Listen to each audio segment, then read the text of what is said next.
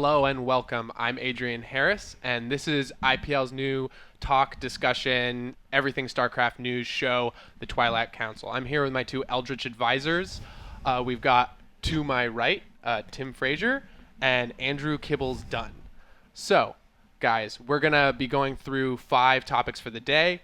We've got a good list of news up for you guys. Our first topic, TL Snoot. He's the new player for the team. He's got a lot going for him. Tim, do you think this was really the right pickup for Team Liquid? Yeah, certainly. Even Liquid Nazgul himself was talking about how amazing of a pickup it is for him. Snoot just fits the format of Team Liquid. Great guy, cares about his fans, cares about streaming, cares about being part of the game and getting better constantly, and that's what Team Liquid enjoys. Snoot's a creative Zerg, and he's going to do great in the future, and I think it was a great, fantastic pickup for Team Liquid. Andrew, what are your thoughts on Snoot as a player? Snoot, he's got this real interesting play style. We've seen him, I compare him to Bly a lot. A lot of people are going to differ that, but he's so innovative. And that's something that's really going to shine in Heart of the Swarm. As we move into this new game that doesn't have an established meta, it's going to be really exciting to see what players like Snoot are able to accomplish. So a good pickup, definitely, from Team Liquid. We've also got some other team roster changes. Heart is looking to join Axiom. There are rumors swirling about Alicia joining Axiom as well. Now that Axiom has a full roster of 5 players, Andrew, what do you think about GSL teams, GSTL teams? Are they going to be able to be a premier team? They've definitely got the potential for it, and I really, really like these pickups. Picking up a variety of play styles amongst the same race, and making sure that you don't have 2 Terrans, for example, that really enjoy focusing on macro play. For instance, you look at a player like Hart, who is now living with the team and very likely to be joining it.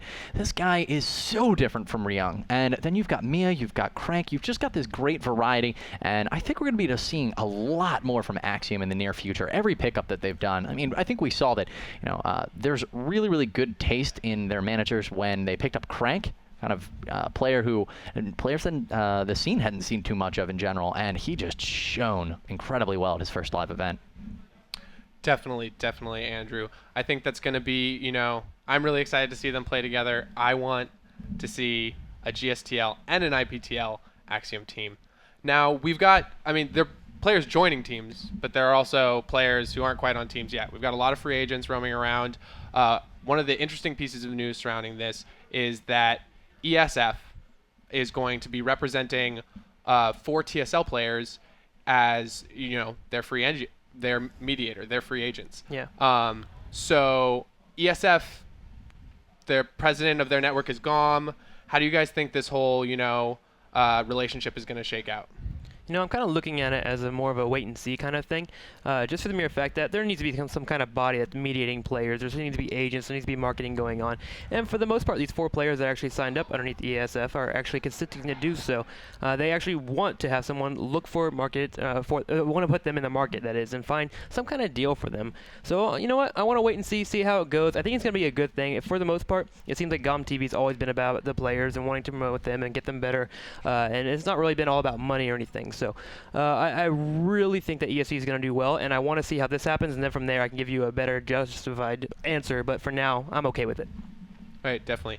Andrew, what do you think about these players? Do you think they're going to go off and join foreign teams, Korean teams? What teams do you think we're going to see these players end up on? Pull and Shine. It's going to be really interesting, of course. They are the 2 that didn't join the ESF. But overall, there's a lot of opportunities out there.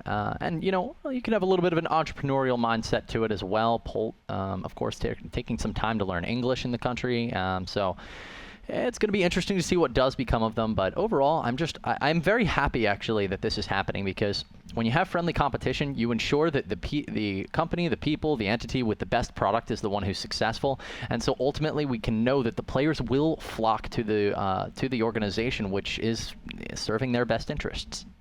Now, if you could pick any team to pair up with any of the former TSL players, which team and which player would you pair up? Tim? Well, my fanboyism kind of sticks out here. I really want Hyun to get on a good team. I think Axiom would be a good fit for him because, one, they only have 1 Zerg right now, and then, of course, Hyun, he had a good couple of months. It'd be just a great pickup in general, and from what I hear, they have money, so put him on it. Andrew, where would you put a former TSL player. Well, okay, so everybody wants to see where Hyun's going to go, but I am really looking for Symbol to join IM. You know, they got a lot of legendary Zergs, and somebody's going to need to take the role one day of a Nesty or a Losira, so IM, you should take a look at Symbol. Definitely a worthy successor to Nesty. Now, talking about really great Zerg play, we've got something special for you guys. You guys all know our top 5 plays. It's something we've been doing for a while. The top plays, you know, we weren't putting them out as often as we wanted to. So we took a look at it and we said, well, why don't we just put out a play every day? So we're going to be doing a play of the day. So far, you can find them on our YouTube channel, youtube.com/IGNProLeague. So we're going to take you straight into the play of the day. Andrew's going to walk you through it. Cue it up, Josh. So I creep. Yeah. That's our play of the day here for January 9th, 2013, actually, guys. It's on Daybreak. Jaedong versus Maru. Both these guys starting off very macro-oriented. Jaedong takes hitting the entire game to, as we would expect, spread creep. We've been seeing so much out of it. And here we see he's going to have a Baneling Infestor army coming up with the whole minimap covered. Maru wants to move out. He just wants to make something happen. Maybe go for a Broodlord timing. Jaedong's going to make this impossibly hard, rolling forward with an army of an incredible number of Banelings, locking everything in place and cleaning that up with ease. Those Banelings moving so fast on that creep, of course, and he's able to clean up the rest of the army and win the game from there. So, Tim, what are your thoughts? We've been seeing more and more of this creep spread popping up. It seems like it seems the top priority, let's be honest. Yeah, for us, Jaedong's showing essentially something new, and we've all known that creep spread is good, but once you get to the mid-game, everyone kind of stops and starts pulling away from it. They want to really focus on their composition, scouting, and whatnot, but the creep spread, essentially, as Scarlet would say, is free map hacking. Why not use it to the best advantage that you can? You see everything on the map. And from here, we just saw that being shown by Jaedong. Of course, he had a great lockdown as well. Banelings are a lot faster. There is a couple of mistakes from Maru, in my opinion. First off, he should be trying to deny that creep. He didn't do it at all in that game whatsoever. And secondly, you can't go up a ramp with your group of your units constantly grouped up in that kind of area. You're going to die no matter what. But either way, great play by Jaedong. So tell us what you thought of the play of the day. We're going to be doing these every day. Check out our YouTube. Let us know plays you might want to see. If you have a play that you yourself did that was amazing, you can send it to IPLTVreplays@IGN.com. Okay. So the big topic of discussion in the IPL offices this week was IPL 6. We announced all our qualifiers, revealing that we would have a main Wings of Liberty event there. We're going to have a 40-man Wings of Liberty event. We're going to have an 8-man HOTS Invitational.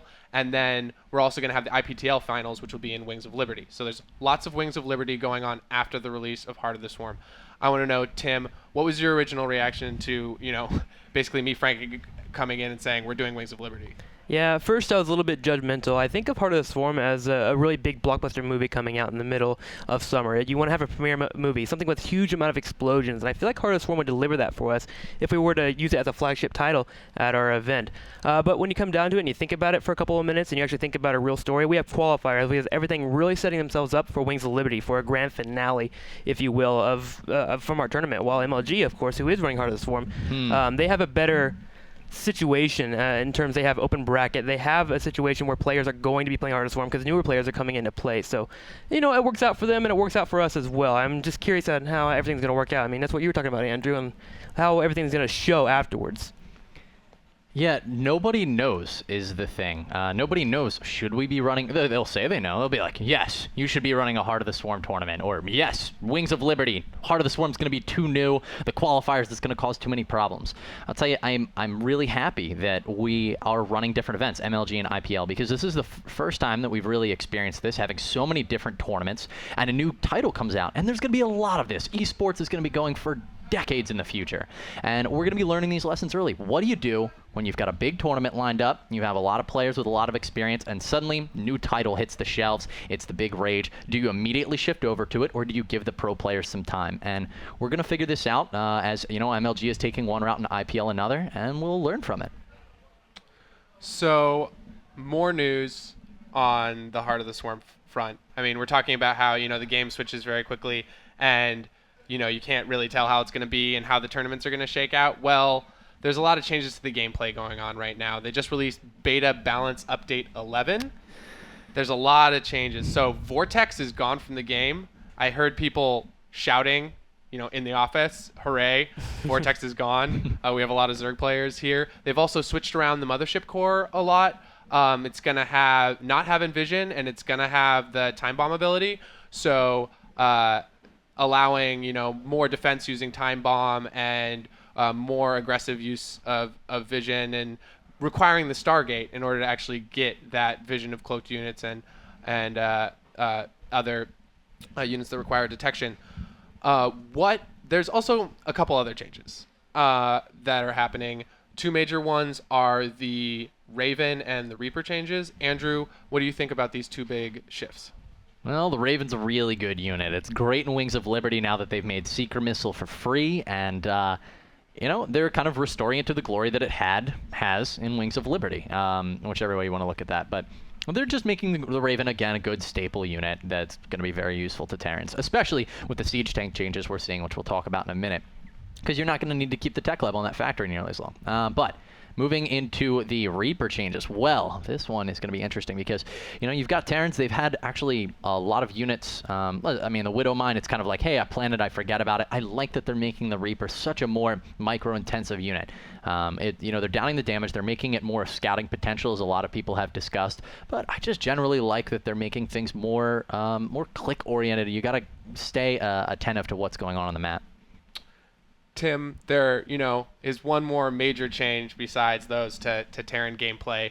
There's the change to the siege tank, and we were discussing today how Blizzard is really pushing the mech play for Terran. How do you see this patch affecting mech play? Yeah, mech play is definitely going to get stronger. Blizzard hasn't been shy on the forums. Even on Reddit, there's been posts about wanting to make mech play more viable, stronger, something that you're going to go for just because it has so much girth to it. It's something that you want to transition to a little bit quicker. And with the Raven upgrades as well, the Raven's going to be more synergizing with tech play or siege tank play as well. No siege mode anymore. You don't have to research it. It just immediately you have that ability available to you. Allows you to defend so much aggression early game, especially against Zerg, Ling, Roach play. Suddenly it becomes obsolete. So essentially you can macro up. You can get nice economy behind it. You can go into mech play and be very much more stronger. And I think this is kind of a subtle way of trying to get the swarm host played more often. Because mech pushes, the way to hold them off is you kind of just throw things at them. And with you going for a swarm host, it's free units to throw at mech. So I think this is a good transition. I think it's a little bit over the top, but for the most part, it's going to wind up balancing out as we get a little bit closer in the next couple of weeks. But I like the beta overall and where it's at right now. Definitely. I think it's a good move forward, guys. Would you agree that this patch is moving in the right direction for Blizzard? A lot of Terran changes, to be honest, and it's going to make the mech, they got rid of the blue flame for the Battle Hellions, so it's going to make the mech ball as a total a little bit weaker, but it's going to make it faster, which I think is really, really cool, because mech has always taken too long to develop. I like what they're doing with Terran. Yeah, it's a great patch, just has to be toned just a little bit down, but other than that, I'm looking forward to Heart of the Swarm. Me too. Well, we're all playing it, but the real Heart of the Swarm, the final balanced version. Well, thank you very much, everyone, for watching the pilot episode. Let us know. Send us an email. Send me an email at aharris@ign.com letting me know what you thought about our first Twilight Council. Thank you very much, Tim and Andrew, for your cogent analysis today. I really appreciated it. We'll catch you guys next week.